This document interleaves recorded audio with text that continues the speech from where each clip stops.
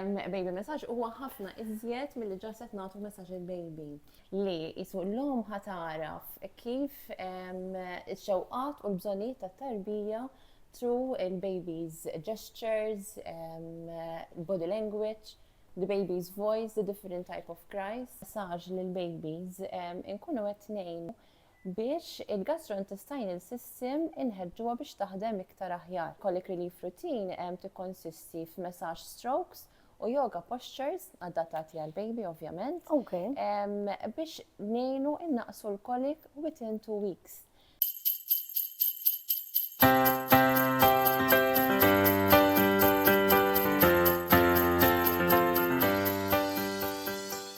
Nixtieq nirringrazzja lil Quick Fix għall-apparat elettroniku.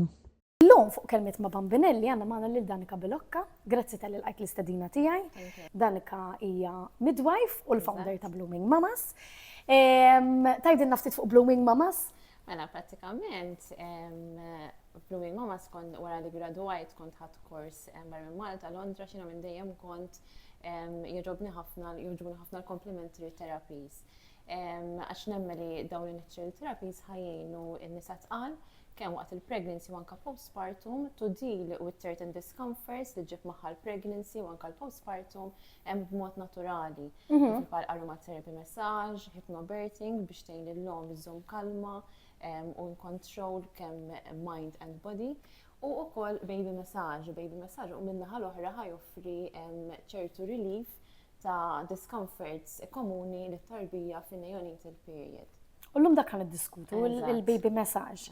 Illa li x'kien naħseb hija xi ħaġa li mhux ħafna nies jafu biha, eżin nafu ċertu teknik żgħar, ma nafux il-full concept tagħha u jiena li esperjenzajta biż-żgħir għax fil-kbir ma kontx naf biha, kont rajt ħafna u ħafna benefiċċji. U kif qed tgħid inti tevita li tuża ċertu mediċini, at least ma tużahomx first line.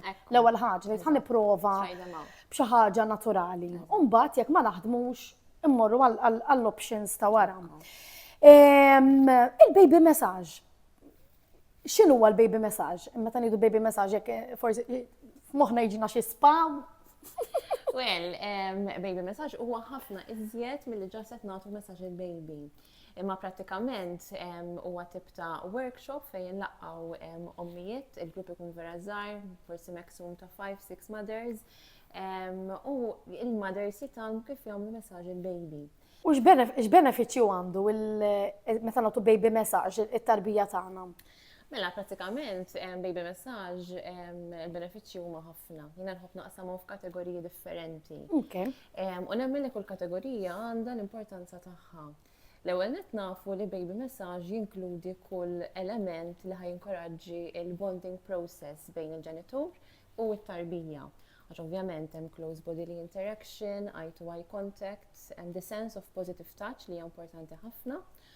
U waqt baby massage l-om jew il-ġenitur jew il-missier taf li dak il-ħin li ħatati baby massage lit-tarbija, li-tarbija tista' tagħtiha attenzjoni individwali. U hekk il-baby ħatħoss iżjed rispettata, iżjed maħbuba u dik ħassaħħaħ il-bonding process. L-iktar li niltaqgħu magħha tipo parents li t-tarbija ma tkunx l-ewwel wild tagħhom. Allura ovvjament meta jmorru lura d-dar l-attenzjoni jridu jaqsmuha bejn it-tfal l-oħra. So naħseb dik hija waħda mill-iktar benefits li l-ommijiet jaraw għax literalment ħajjieħdu dak il-ħin tal-baby massage biex literalment ikun għat-tarbija biss. Jiena dik kienet ir-raġuni li għamiltu.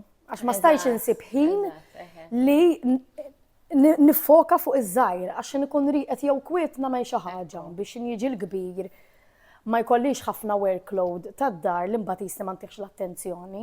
Dik kienet xi ħaġa li vera nitni ngħid qed torrejt mela sija fil-ġimgħa ħanqattaħħa miegħu plus li kont nipprattika fuq kuljum. Eżatt, helps. U fil-verità aħna waqt il-korsa baby massage nifokaw ukoll fuq non-verbal communication. Li jisu l-lum ħataraf kif il-xewqat u l-bżonijiet tat-tarbija through il-baby's gestures, body language, the baby's voice, the different type of cries. Ġifieri kemm il-darba ikun hemm mothers li jiġu għall-kors għal baby massage u waqt is-session they don't even practice il-massage strokes. Għax il-baby uritom sinjal that she's not up for a massage at that hour, they respect the baby's needs, il-baby ħatħossa that her needs are being met, u ovvjament hemmhekk ħassaħħa iktar ir-relazzjoni. Ovvjament, xort ma jkunux ġewwa s-session għal xejn, għax while they are attending to the baby's needs, xorta they are observing the strokes mal-komplement tal-grupp, u mbagħad they can practice the massage at a later time during the day meta ma jħossuhom komdi. Okay. Infatti, ir-riċerkaturi li il-babies li jkunu ġew massaged at an early stage in the neonatal period, u mbagħad anke through toddler stage, etc., eventually jikbru f'teenagers li jkunu iżjed close mal-parents tagħhom. And they feel more at ease li jiddiskutu ċertu challenges tal-ħajja.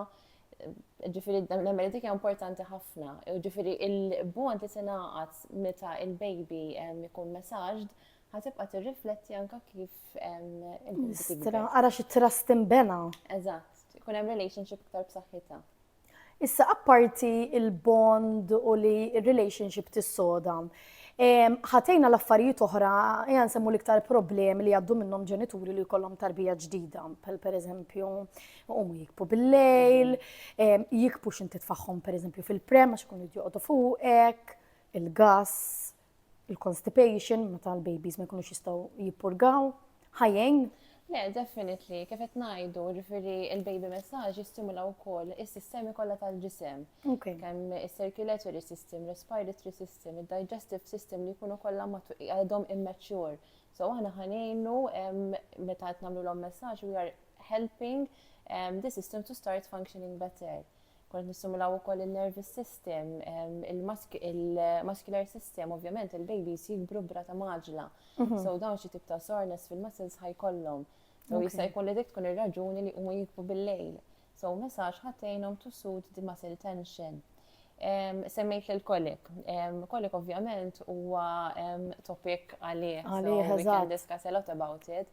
Imma prattikament meta il-kolik ikun assoċjat ma' underdeveloped gastrointestinal system. Jiġifieri l-gastrointestinal system tat-trabi tkun għadha ma immaturax sew. Issa meta nagħmlu messaġġ lil babies inkunu qed ngħinu biex il-gastrointestinal system inħeġġuha biex taħdem iktar aħjar. Issa meta trabi ħajkunu qed ibatu minn trapped gas, colic, constipation, ovvjament ħajkunu muġuwajn. U anke sempliċement wara ġast tagħmel messaġġ waqt is-session ta' tagħmel messaġġ, il-mothers wara sessions ħafna jibatuli li dakinhar ikunu bidlu ħafna iżjed nepis mis-soltu. Dak ikun sinjal li il-tagħmel messaġġ kien effettiv u ovvjament tat relief lil baby minn ċertu simptomi bħal colic u constipation. Issa, going back to colic, meta il-baby tkun dbati minn colic regolari, ġifieri din il-baby tibki inconsolably for 3 hours or more almost every day. Hemmhekk għandna il-colic relief routine li xorta nagħmluha waqt il-workshop u din il-colic relief routine tikkonsisti f'massage strokes u yoga postures adattati għal baby ovvjament biex ngħinu innaqsu l-colic within 2 weeks. So meta ir-rutina ħanamluha kuljum hija effettiva li l-colic teliminaħ fi żmien ġimagħtejn. Rather milli jkollna nistennew 3 jew 4 xhur sakemm il-colic jgħaddi waħdu. Żgur għax normalment il-colic għandek in the first 3 to 4 months. Eżatt. U hija xi ħaġa interessanti li xorta tistenna ftit għax forsi ġieli parents anke meta jagħtu mediċina jistennew li ħataħdem der and then. Mentri ovvjament ikun hemm proċess anke biex teħles mill-gas li jkun diġà. Definitely. Ovvjament mediċina ħataħdem ħafna iżjed malajr. So din il-colic relief routine nistgħu anke nassoċjaw ma' mediċina ħalli forsi mbagħad il-mediċina ma jibqgħux intwilhom and you can keep going with just this colic relief routine. Issa tkun il-weaning off routine biex telimina li toqgħod tagħti il-mediċina kuljum għax ikun hawn parents iridu ma doff imma jien irid intih dawn taqtir kuljum biex ma jkunx miġuħ.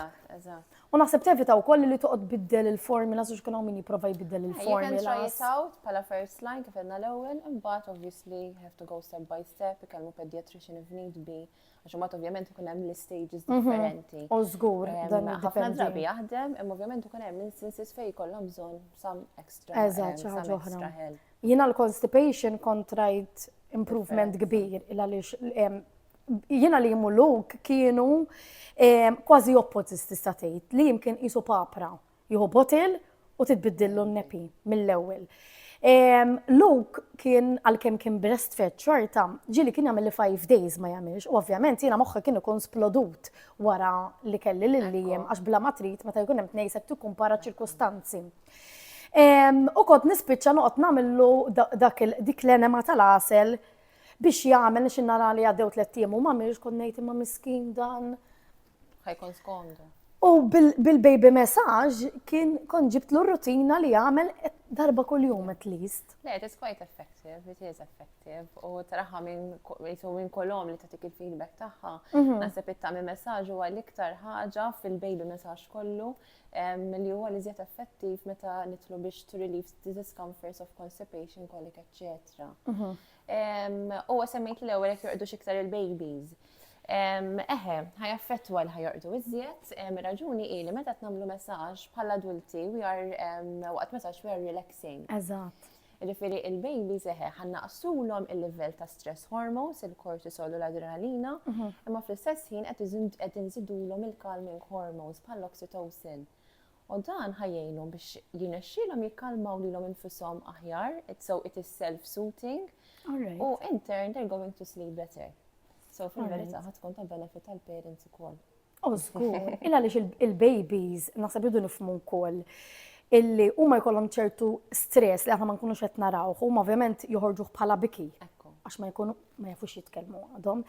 Il-fatt li jkunu bidlu l-ambjent tagħhom daqshekk overnight tista' tgħid ħajja within a few hours. Imma it's a big transition for them li dejjem pereżempju kienu qed jisimgħu il-qalb tal-hom kuljum u f'daqqa waħda le, ġifieri irridu nifhmu wkoll ċertu kollik għax il-kollik kif qed inti huwa suġġett vast.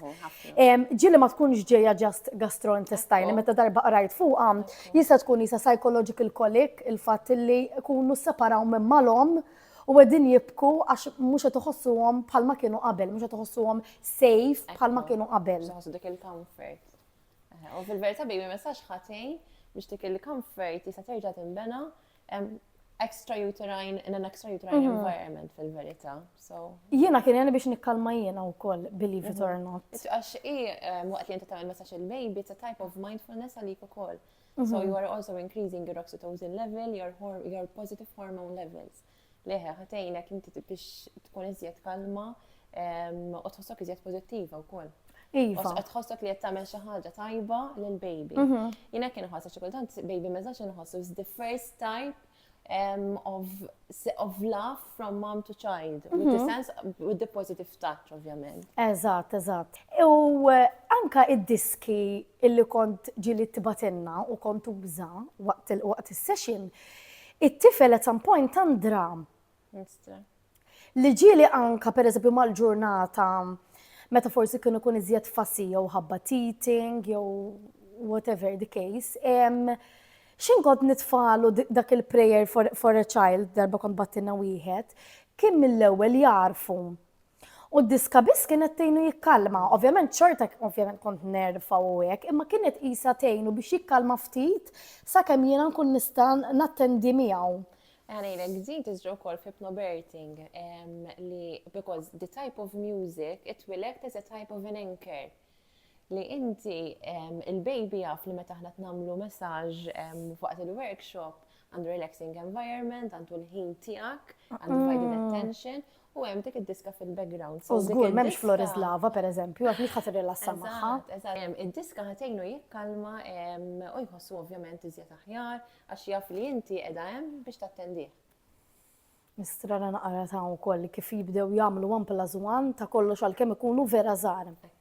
Hemm xi benefiċċji oħrajn li apparti psychological benefits? Mbagħad nistgħu ngħaddu għal physical benefits li ħajoffru relief lill-baby kif diġà semmejna bħal gas u constipation, imma jgħinu wkoll għat-teething pain meta it-trabi jkunu qed ikabbru snien, ovvjament ħajkollhom ħafna oġġieħ fil-ġew. So hemm ċertu messaġġ li nistgħu nagħmlu to help relieve teething pain. Jgħin ħafna sinuses ukoll. U koll hemm techniques li nistgħu nagħmlu biex innaqsu d-deni.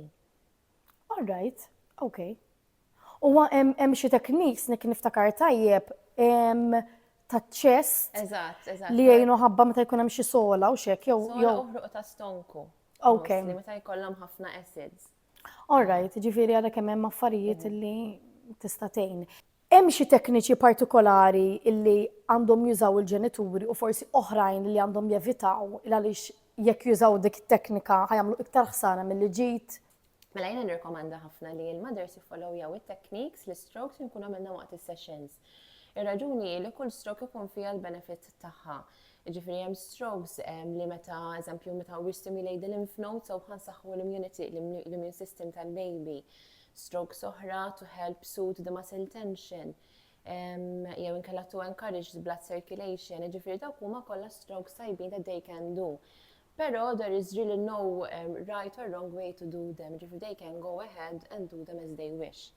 Imma minnaħa l-oħra meta naslu għat-tummy massage huwa importanti that they follow the exact technique li nagħmlu waqt il-workshop.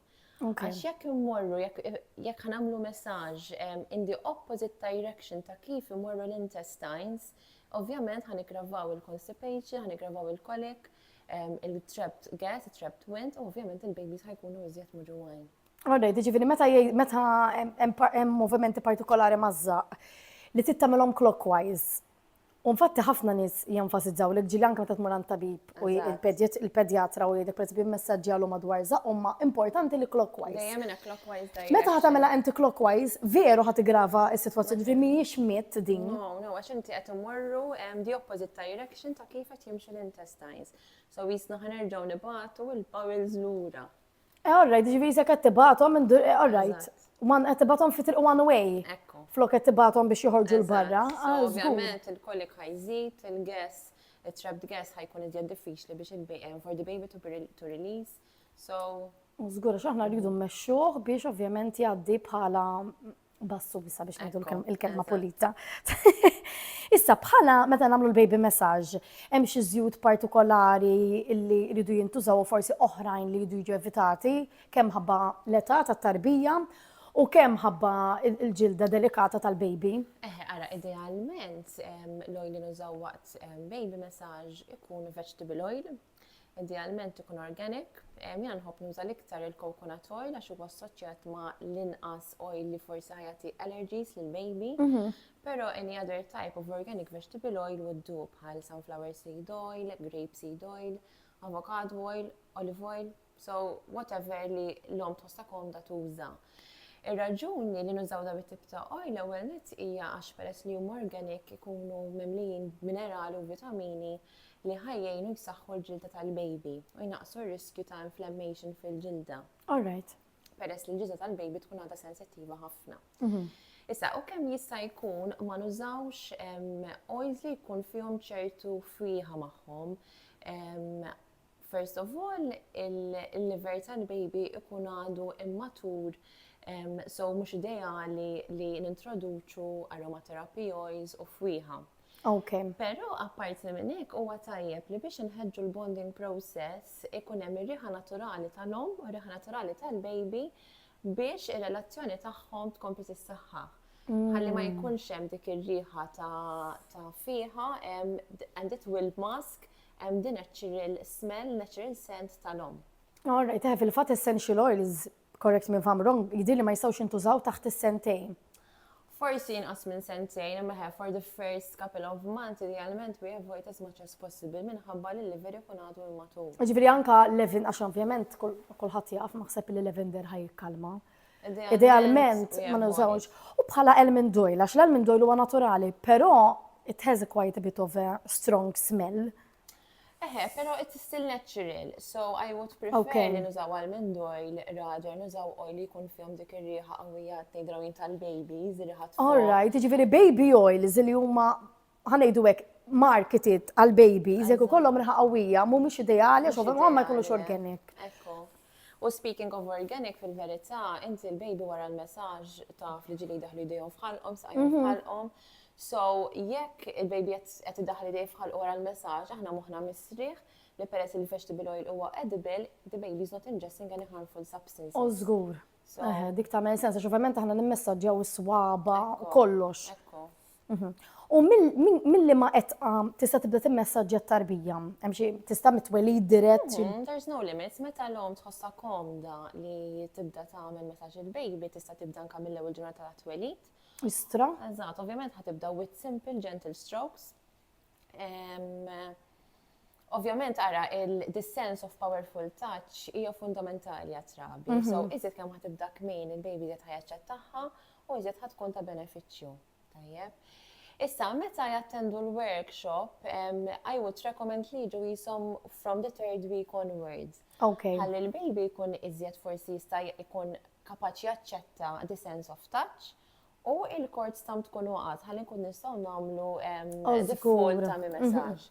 Otherwise, there are no drawbacks li nibdew il-baby massage minn kmieni. The earlier they start, the better. U naħseb anke l-om tkun bdiet tidrafti ċertu bikki, kif qed inti bil-baby massage jisek tant tikkalma li jisek waħd. Jiena kont inħossni kalma ħafna wara li kont inkun iżjed naf xi jrid il-baby tant kemm inkun ikkalmajt jien. Għax li jiġri ħafna drabi bħala tant inkun ippenikjata li mal-fejtik, per eżempju, ma nirrealizzax għalfejn, xin nkun kalma, nirrealizzax mela jek daħabot per eżempju jaffetik bi għax għandu n-nas jew għax għamel toilet. Eżatt.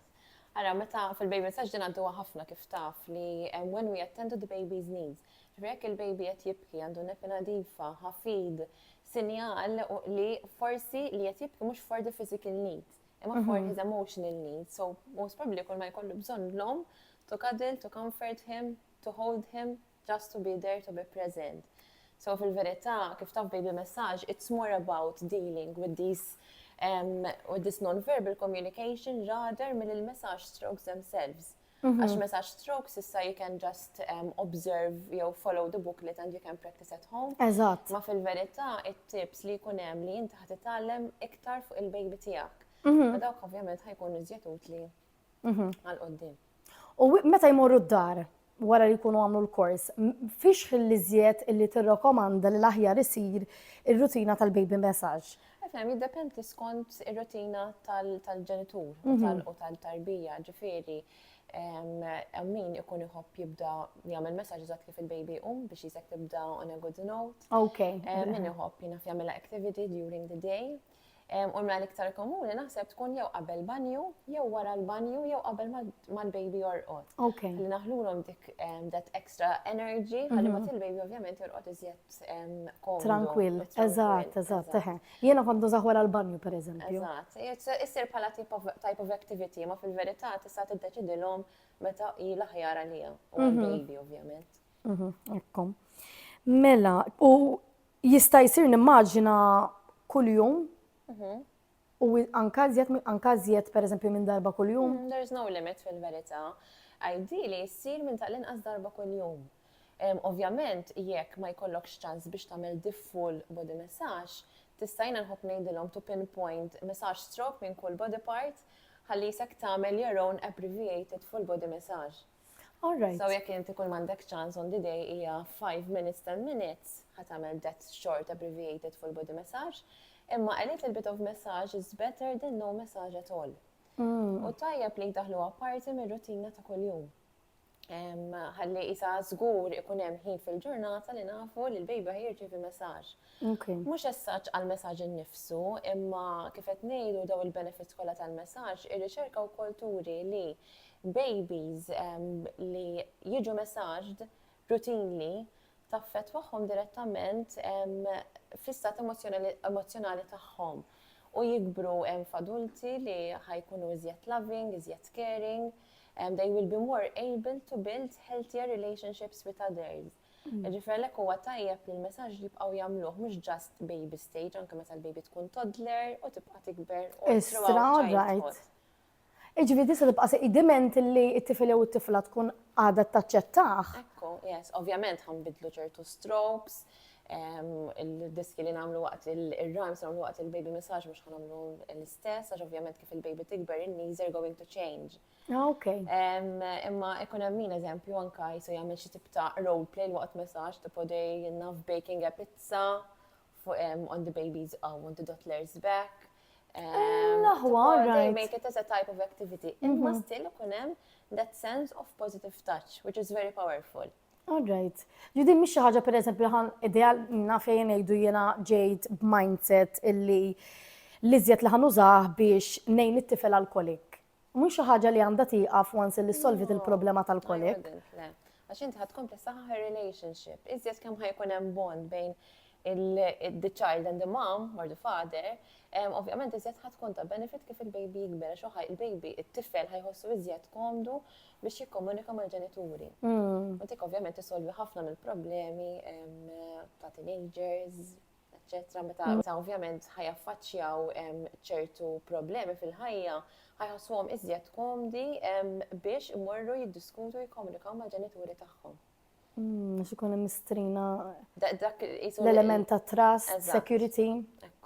Jina jieħdu pjaċina, jena ħankun onesta, eżempju di ta' tami li konna nagħmlu, dik ma tantx għad bqajt nagħmel ilu wara li jisu kiber minna.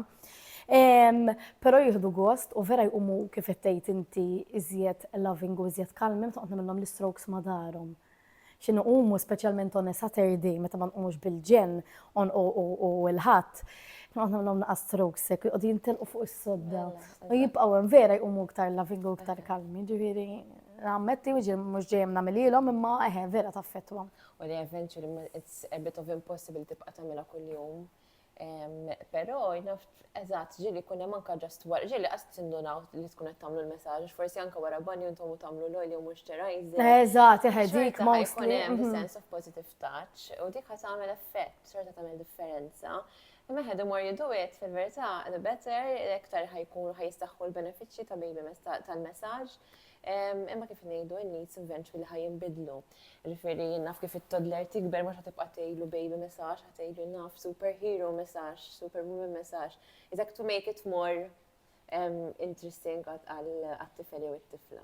U aħna meta jkunu baby nagħmluhom minn dudin u anke aħna bħala adulti nafu li jisnu meta nagħmlu messaġġ ħankunu minn dudin. Imma pereżempju jiena iż-żgħir tiegħi minn duċin jorqod biss, il-bqija ma jissapportix.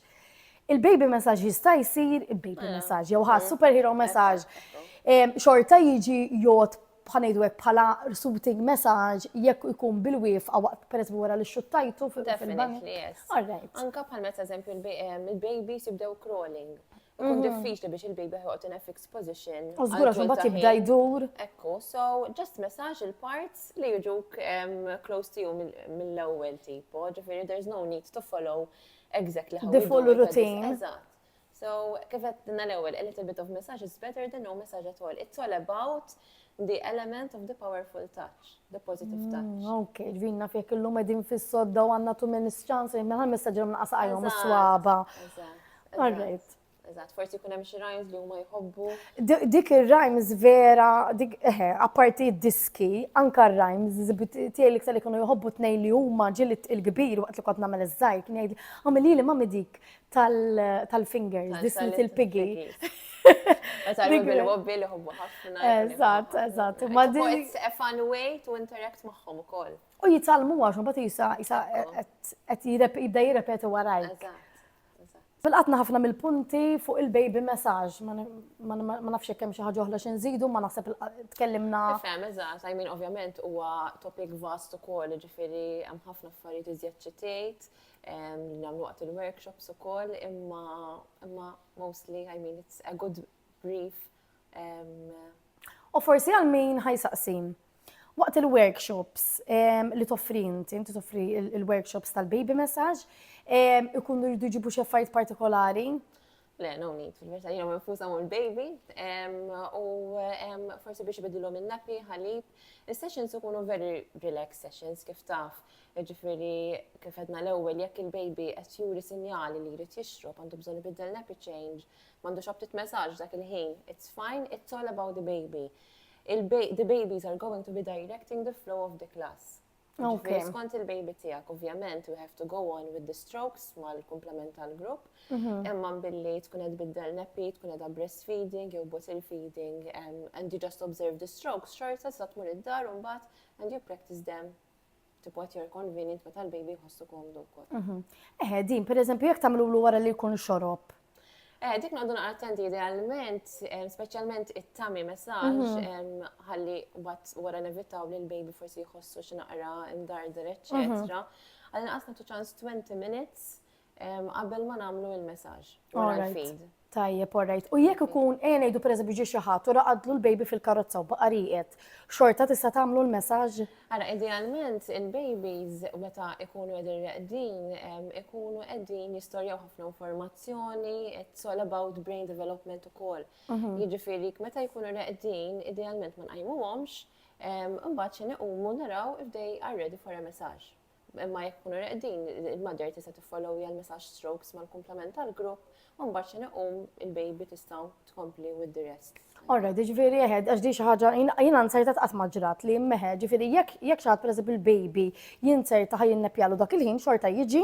Definitely, yes. U mbagħad jiffollowja l-klassi xorta, forsi jista' ta' parsi jipprova fuq il-baby biex l-strokes ikun jista' jitallimhom aħjar x'inha ngħidalja meta nipprattika nitallimhom iżjed milli meta just inħares, u mbagħad jipprattika tagħmelha fuq il-baby x'ħin iqum.